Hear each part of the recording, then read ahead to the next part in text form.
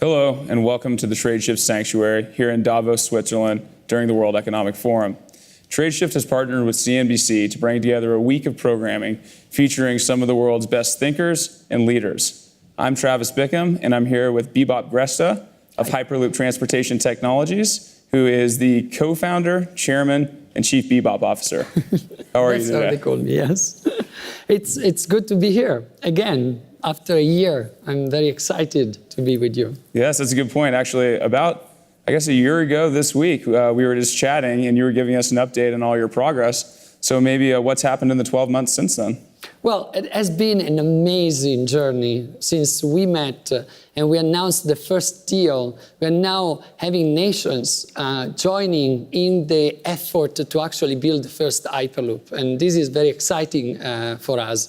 We have seen Slovakia, the government, signing a deal for a route inside Slovakia. And then we extended this deal into another country, Czech Republic. Today we announce first international line to be built in Europe. You're announcing that right now? Yes. Congratulations, that's fantastic. Thank you. This will be the first of a series of deals that we are looking to extend and to sign in Europe.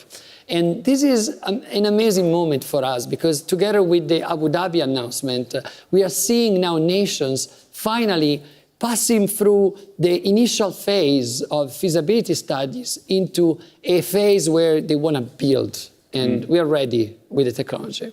So when can we break ground? So right now, we filed the conditional permit in California. It's taking a while because the American government had several issue on politics, let's call it. But we are still very hopefully that they will give us the permission very soon. In the meantime, we have nations like Abu Dhabi, for example, and Czech Republic and Slovakia. They're actually into advanced feasibility study phase where we are actually identifying the best routes on where to build the first one. So as soon as we get the conditional permit, in 38 months, we have the first passenger. Wow. Yeah. So let's actually back up a little bit. This is interesting. So you talk about finding the best routes. What actually makes up building the Hyperloop? How does that process go? And what makes a route perfect? So the first thing that we are analyzing when we are deciding to select a route is density of population, lack of infrastructure, and the need of a high-speed solution that hasn't been already built. This is the first parameters because, we don't see Hyperloop as a replace of the existing technologies. We think it will be an evolution of it. And because we are natively intermodal, it means we can operate with different other systems. We see us as an integration of the already existing infrastructure. So in the countries, we are actually now negotiating with 21 countries. And it's exciting because if you think on how fast we passed from a feasibility study or a white paper, let's say, to a feasibility study to construction in only 3 years, this is incredible. And I think what's happening in transportation in general is incredible because we have seen in every sector after a century and nothing happened, now a lot of new ways of transportation are coming up. And finally, humanity needs this. I think that's a good point. I mean, we're really at a step change, right? We're going from horse to car, but on a much larger scale. So I think what's interesting there, to get your perspective on, is will this be more impactful for us as individuals moving around or for shipping and logistics and commercial movement? So in the way Hyperloop Transportation Technologies, that it's our company and the company that initially started this, that is now became a movement, we saw the opportunity to transport people as the most important thing. Of course, freight is a consequence of a well-designed system because the system that we designed is compatible with the existing 40 per 8 per 8 feet container or the 20 per 8 per 8 feet container that is the standard of the market right now. So, but in reality, freight industry will be a piece of a bigger equation of how the Hyperloop will disrupt the transportation. Because, in reality, freight doesn't really benefit from speed right now. Only 15% of the market, it's about speed. Only the below 4 degrees and some particular markets like, flowers or organs. They are important, but doesn't really touch the global humanity. When you move people at the speed of sound between cities, you're shrinking distances, but you're also expanding human art, because now you can actually reconnect with the people you love, and you can be near, you can work in one city and live in another one. And this will enhance humanity in an unprecedented way. And I think this will be the biggest disruption. Wow. Technology meets poetry. So that sounds like to me. So, of course, this is going to be expensive, right? And a lot of political rhetoric now is around infrastructure. Who do you see as leading countries and, really world leaders who are getting ahead of this and understanding that this is money well spent? So we have to distinguish the world situation, because we are the original company that brought the Hyperloop to fruition, but there's several other companies that are trying to do this.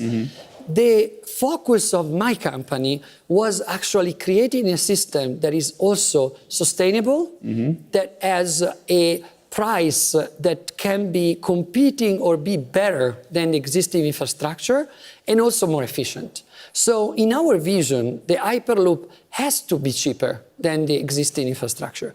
But this is one element of what we are building. When you're judging if an infrastructure is doable, you have to think about several parameters. The first one, is it profitable? Now, no one system in the planet, if it's rail or highways or even the air industry, they're all subsidized from the state. No one is profitable. And this is a standard in the market. We think is not the right way to go, and we find a solution to bring not only the cost of the infrastructure, but also the maintenance of it below what we are expanding now, and in a way that we can recoup the entire investment from 8 to 10 years. And the way we do it is very simple. We are the only company that has the technology to levitate the capsule passively. So instead of using the normal maglev, that is active levitation, it means it needs electricity to levitate. This is too expensive, and it requires too much effort to maintain the electrified track for miles and miles. In our system, you have a laminate of aluminum, and then you have all the logic of proportional levitation inside the capsule. So inside the capsule, there are magnets that magnetize in a way that if they're steady, doesn't do anything, but when they move, they basically levitate without using electricity. And this brings the cost of the operations and the cost of building 1/10 of the cost to build an high-speed rail. And this is amazing. Well, it's a powerful, powerful proposition. And from what I understand, a big part of your year is actually going around the world and having conversations like this and really explaining this. So when you think about people you talk to, and I know you and I discussed Jack Ma before this interview, who really stands out as someone who gets it?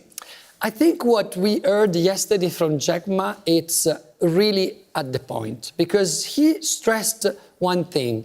We need to reconceive completely how we see economy. Right now, America has been for 30 years investing trillions of dollars, 14 trillions of dollars in wars, more than 30 wars, okay?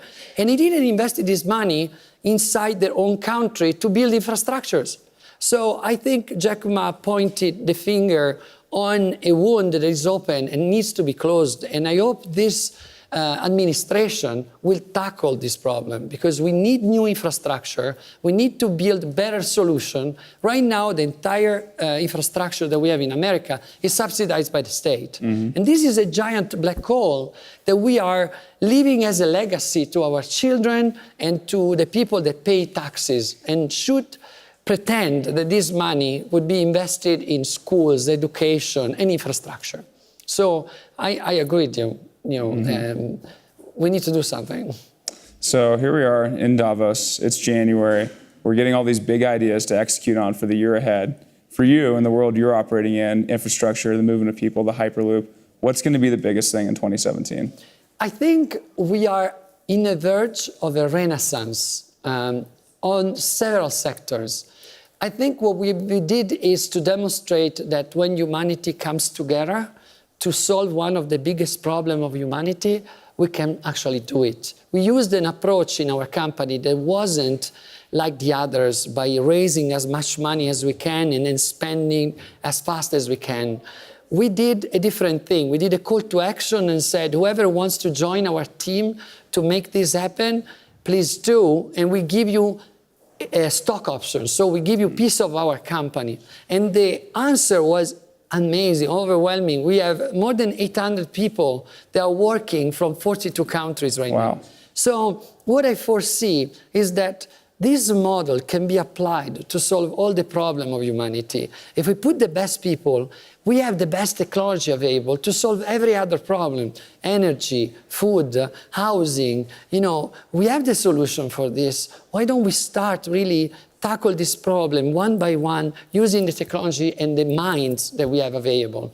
I hope that they take our example as a template for the new generation of companies that are coming. And I've seen a big effort worldwide, especially with the young people, to do this. And I'm pretty excited about our future.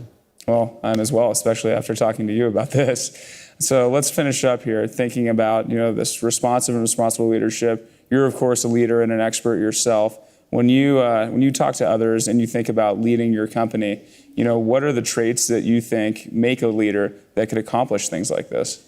I think what me and my business partner did is to actually implement a style of leadership that is completely different on what you perceive as a structured leadership. We opened up. We didn't thought that we were the best and we know everything, but we started to ask people to help. And we continued this at an extreme point. We based our company on this model. So we use the structure, but it's based on task. So our team are formed around tasks, not around hierarchies or pyramids. Mm-hmm. Even if we applied a functional structure to the company, we used a very agile methodology that allow our team to form in very small groups, 7 maximum plus or minus 2, basically, and do sprints. So period of work, they are limited to 4-5 weeks. And after this period, they produce a document, a science, that can be analyzed to the validation team and then integrated from the integration team. So these teams are not based on hierarchies, are based on the knowledge they can produce on that specific task. And I think opening up is a new way to conceive leadership because it can be a cooperative new environment to build companies that doesn't necessarily has to have a place in the earth or, right now I see the offices as a very big loss of time. When I go to the office, I cannot work, basically. It's good, you see people, you reconnect, but it's a different function than really producing work.